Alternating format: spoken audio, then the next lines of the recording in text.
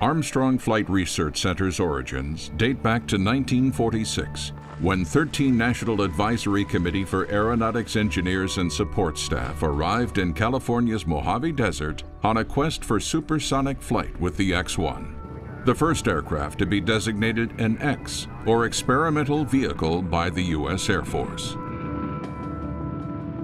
The first Air Force flight to pass Mach 1 came on October 14, 1947, with the NACA following on March 4, 1948.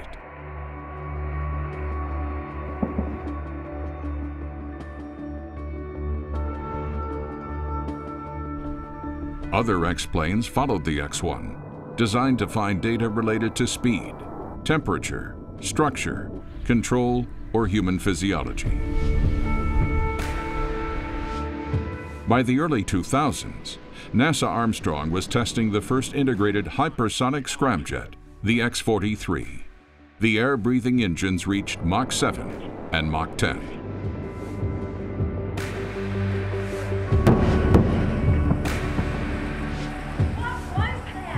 A defining feature of many high-speed air vehicles is a loud sonic boom. Over the years, NASA tried to mitigate these booms, modifying various aircraft like the F-5 shaped sonic boom demonstration, F-15 and F-18 to test theories and new technologies. Armstrong even used Schlerin imaging of aircraft in flight to better understand sonic shockwaves.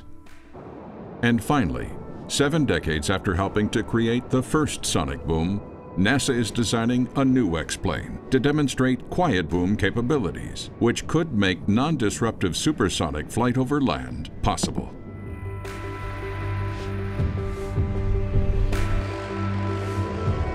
Armstrong began flying unmanned aircraft systems, or UASs, as research vehicles as far back as the 1960s, and developed the first purpose-built ground control station for these aircraft. More recently, Armstrong and other NASA centers began working to integrate unmanned aircraft systems into our national airspace. Southern approach. In the 1970s, Armstrong developed digital fly-by-wire control technology that replaced hydraulic systems and eventually transferred to military and commercial aviation, cars, motorcycles, and boats. The 80s and 90s saw the center develop thrust vectoring for jets, making them more maneuverable, and investigating safety improvements for commercial aviation. In the early 90s, Armstrong began the Environmental Research Aircraft and Sensor Technology program to develop greener aircraft and study the environment.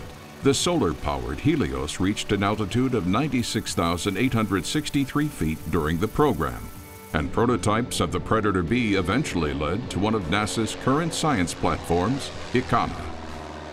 A new X-plane, the all-electric X-57, promises high efficiency, quieter, more environmentally friendly flight. We are also currently testing a new morphing flap that can reduce noise and improve performance, and new control techniques for increased efficiency.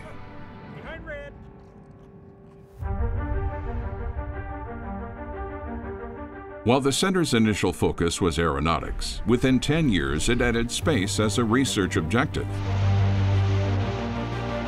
The development of reaction control systems for the legendary X-15 was critical for spaceflight.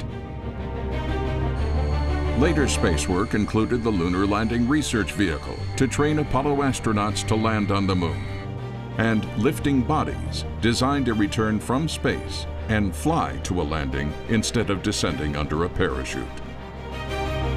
Armstrong's lifting body track record made it the obvious site for approach and landing tests of the Space Shuttle prototype Enterprise, and later Sierra Nevada Corporation's Dream Chaser spacecraft. During the Space Shuttle years, 54 missions landed here. Armstrong was involved in testing the pad launch abort test capsule for NASA's next spacecraft, the Orion Crew Module, which will take astronauts on our journey to Mars.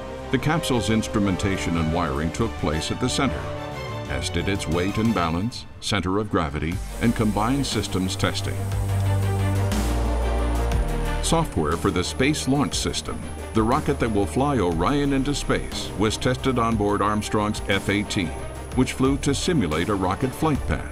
Another Armstrong F-18, this time diving nearly vertically, was used to test a radar system that helped land the Mars Curiosity rover on the surface of Mars in 2012.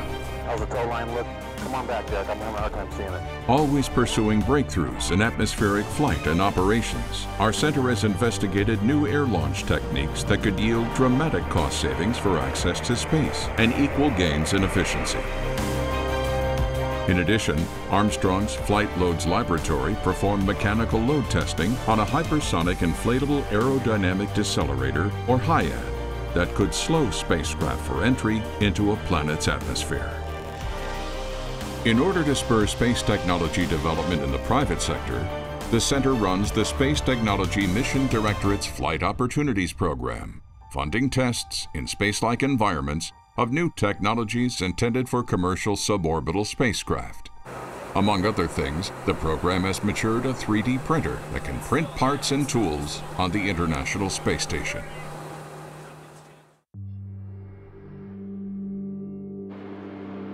The center has long operated a number of aircraft for the agency's airborne science program, flying scientists around the world to study the Earth. This includes a DC-8 flying laboratory,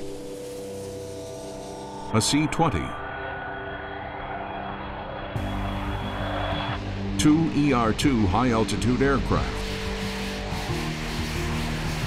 and 2 Global Hawks, all carrying instruments to study our planet and its ever-changing environment. NASA's Predator B, Icana, is used today as a science platform. Besides assisting with imaging wildfires, Icana gave us the first images of Orion returning to Earth for splashdown in the Pacific after its initial orbital flight. Armstrong also operates and maintains the Stratospheric Observatory for Infrared Astronomy, or SOFIA, a 747 with the world's largest airborne infrared telescope, yielding extraordinary astronomical data about our solar system and far beyond. As Armstrong begins a new decade, advances in science, technology, aeronautics, and space exploration are all rooted firmly in the last 70 years of its history.